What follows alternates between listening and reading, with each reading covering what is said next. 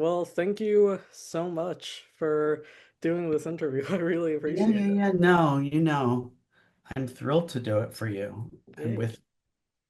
Cool. So, so is it video and audio or just audio? uh, just audio for the actual show. I might add the video component to like something else later, maybe for the web and press department. Okay. But not too much pressure on that part. Okay. All Cool. right, take it away. Nice.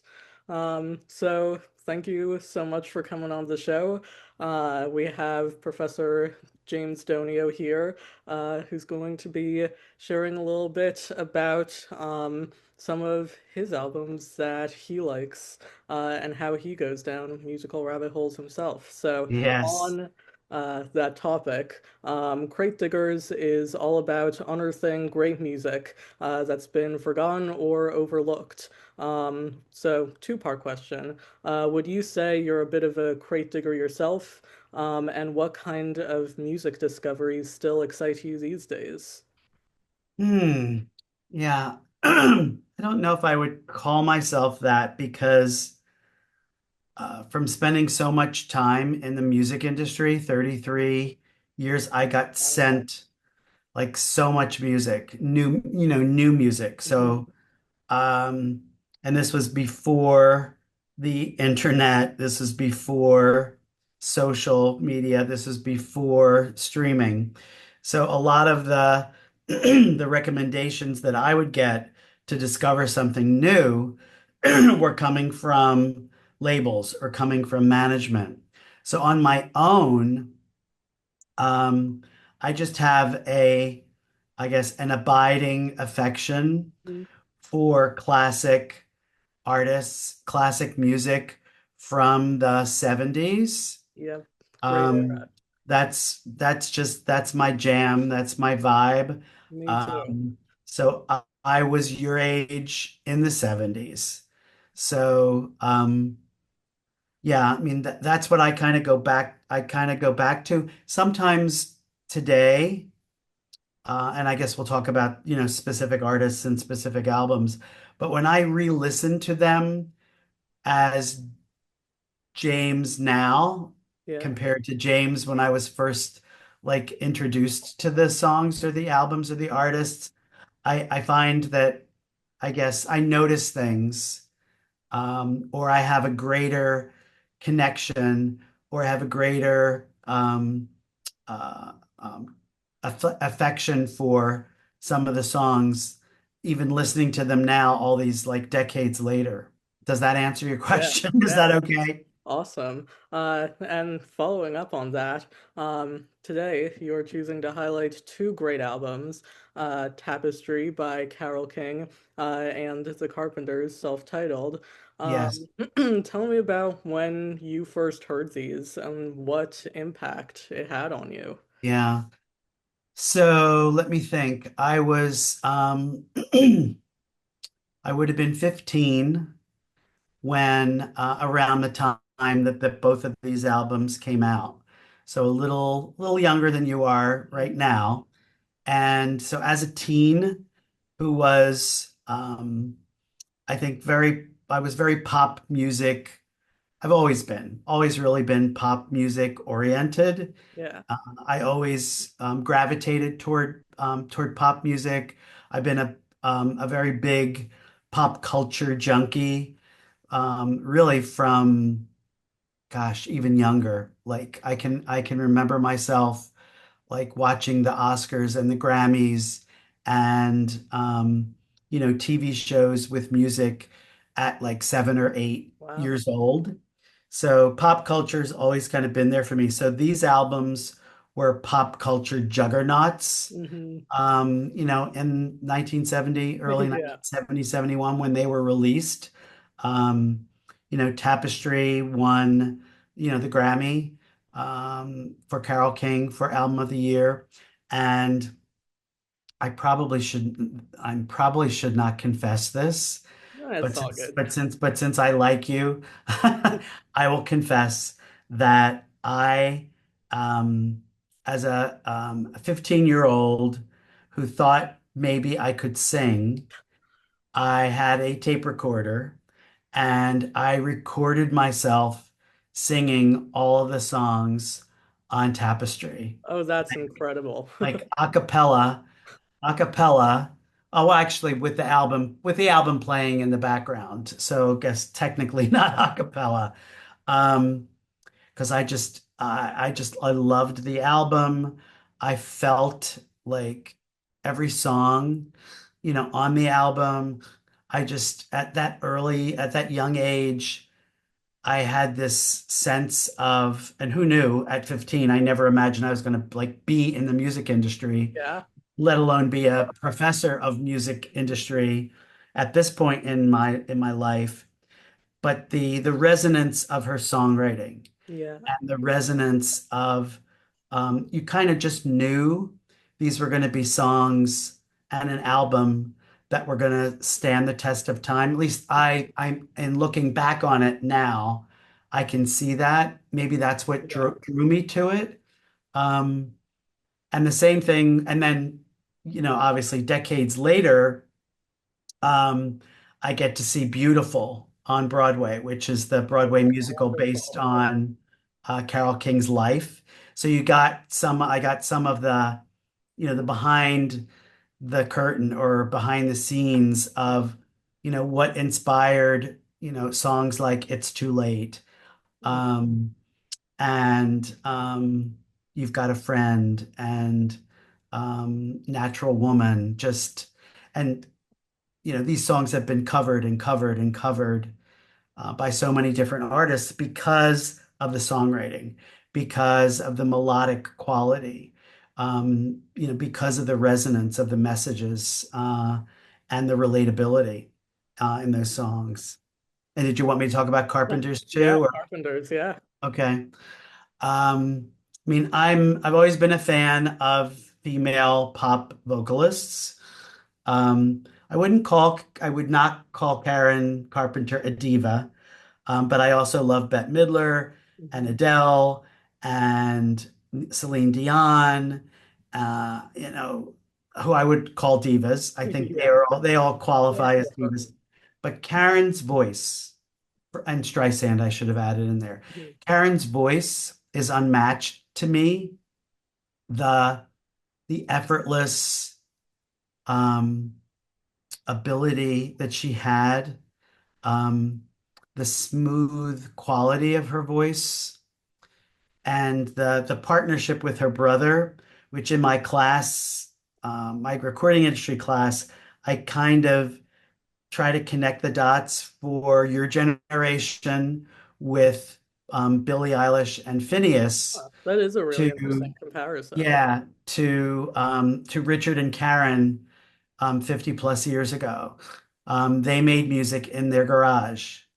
Yeah. They made music with him as the producer, songwriter, arranger, and her, as the vocalist. And she started out as a drummer with She the did. I band. saw a video of her like, just absolutely, killing it like with a drum solo in 68, I think. And it's Yeah, crazy to think that, she did so much. she was unique because there weren't obviously a lot of female drummers Mhm. front and center. And then she was, I guess, encouraged because of her voice, because of their success, to come out front. Yeah. And that brought with it great rewards and stardom and recognition. But sadly, it also brought stress and strife and enormous physical, emotional, and psychological challenges for her. She developed anorexia and died, in her early 30s, which was tragic and heartbreaking because I often think, um, what music would have come out of Richard and Karen together, in the That's ensuing been able to decades. continue. Yeah. Yeah, because her voice was just, to me, unmatched in its purity Mhm. and its sonic. qualities. I'm a fan. Can you tell? Yeah, Yeah, just a I'm little. But definitely a fan. I think what's also so great about these artists in particular is they're very strong female leads in the sense that, they're very strong singers, but also very strong people and personalities. And I can definitely see that that's probably like part of why their legacy has continued to endure and people keep gravitating towards them. Uh, so with that, about how their music has kind of lived on through the generations. Even though both albums at the time were huge successes, I've found, at least in my peer groups, they're not always the first ones younger listeners reach for today. So what do you think people miss out on when they overlook artists like Carole King or the Carpenters? Yeah, I mean, certainly for Carol, the songwriting quality. Taylor Swift has often cited Carol Yeah, as an inspiration for her sort of revelatory songwriting, gravitating toward, kind of revealing yourself through your songwriting and the pop in the pop landscape, then and now. Um, you could certainly draw like some comparisons, to them. Obviously, Taylor has had, huge successes, multiple albums, but we're in a different market. We're in a different music marketplace today with the business models that exist and fandom and social media and the internet that didn't exist for Carol. So I think that certainly I mean, Carol had that defining album, yeah, Tapestry, which many identify as their, favorite album of all time, rightfully so. as I do. Um, but then, she went on with her career. She did other things. She wrote for other people. She had other albums, but nothing really ever rose to the same height of Tapestry. And because of Tapestry's um, the quality of Tapestry, it has stood the test of time. It has had, so many, if not all of the songs, covered. I mean, Aretha Franklin's version of "You Make Me Feel Like a Natural Woman." Um, Gorgeous.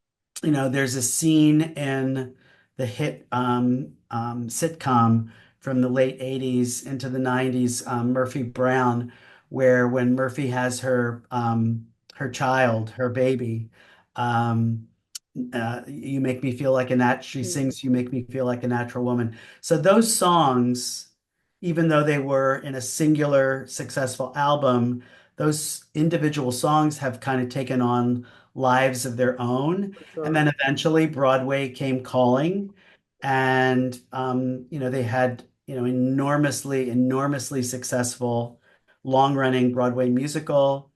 Jesse Mueller won the Tony for playing Carol Wow. in Beautiful on Broadway, and now I know there's talk that there's going to be a movie musical version, of Beautiful. So that's going to generate the interest again. So maybe through these biopics, sometimes that brings new awareness to maybe another generation, for the music. There have been several TV movies Hmm. about Karen Carpenter, but I don't think that they were at that same level Yeah. where where in and of themselves they were able to generate, awareness of a new generation. But I talk about her in my class, and There I you tell my students, go and listen to this voice and listen to the partnership and compare it to what you see now with Billy and Phineas creatively, the essence of a brother sister collaboration, and where success can come from that. Yeah. And, I guess you're really putting the work here, like it's great that there are people who grew up with this music who really want to keep it thriving. And, even though I grew up slightly later than the 70s, that's definitely what I try and do with my show. Try and, like, elevate the voices who really, like, still need to be heard, Hmm. that can still resonate with people today. So, in regards to the music industry, you've seen how the music business has evolved through every format shift imaginable. How do you think that's changed the way we discover or forget music? Yeah, there's certainly a lot more music released today or put out, I say put out into the universe today, because of the tools and the technologies. We had a guest speaker in class today that you'll get to hear next semester, who one of the students said, "Do you think there's going to be um, an AI-based record label that will be entirely driven by AI artists?" Oh, that's And interesting. his immediate response was yes, soon, and probably more than one. Yeah. And he said, what's that going to mean? That's going to mean even more music is going to be generated. Even more music's going to get put out into the universe. So it's going to make it even harder um, to sort of have music like rise up and rise above the noise, if you Yep. will, and have people be able to. So it puts another, I think, more complex filter or light on marketing and For social sure. media and blogging and all of these ways in which we discover things because the spectrum of choices that we have continues to grow. It's not going to contract. No, There's just going to be more music, more choices, more artists, more tools, more ways of engaging. And that's just going to put like more pressure, as though we need more pressure, but more pressure on the industry as a whole to try to build careers and develop artists that will stand the test of time, that won't feel like they're just sort of here today and gone tomorrow. exactly. Yeah. You always have those fad artists. And with AI too, it's interesting. I saw recently that there was an AI band who actually got thousands of listeners before anyone knew that they were AI. People thought they were Hmm. an actual band. And so I think, going back to these albums, it's important that we just have real, real as in, actual human, but like real people who have something to say because that's the surefire way to, sift Yeah. all of that. What he said today was, it will probably never be easier to make music than it is today, or it will be in the years to come, Yep. but it may be harder to make art. Hmm. That is a very resonant quote. I Yeah. feel like that is one to remember. Yeah. Um, so coming up on the last question of the interview here.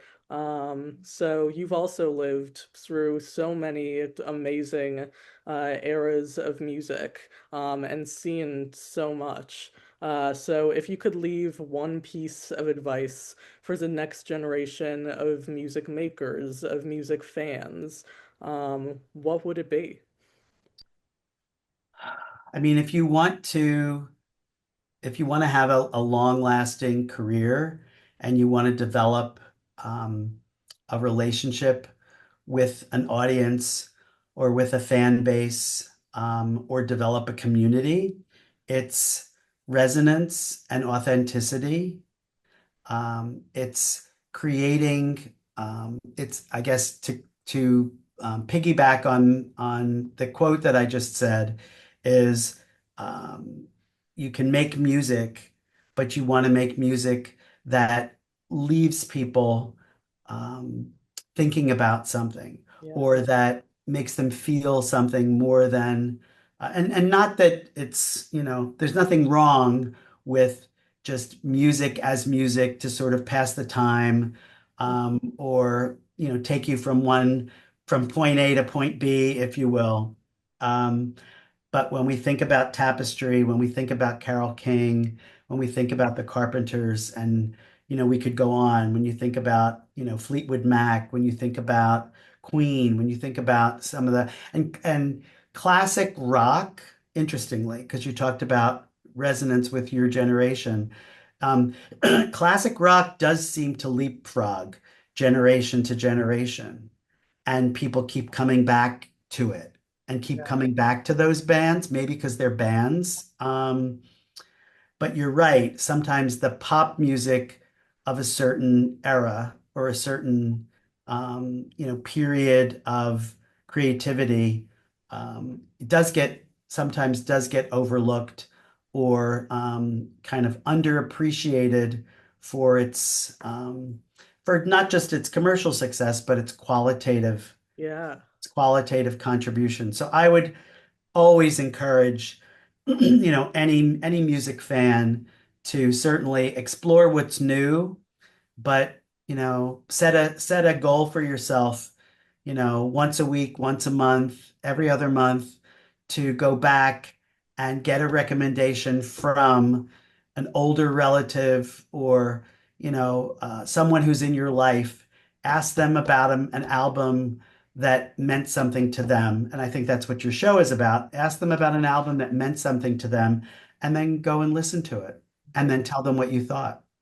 Oh, well, that's definitely a good, activity to put on the checklist there. I very much agree with that. Well, thank you so, so much again for being a part of this episode. I am very excited for everyone to hear a bit of these amazing albums. Thank you so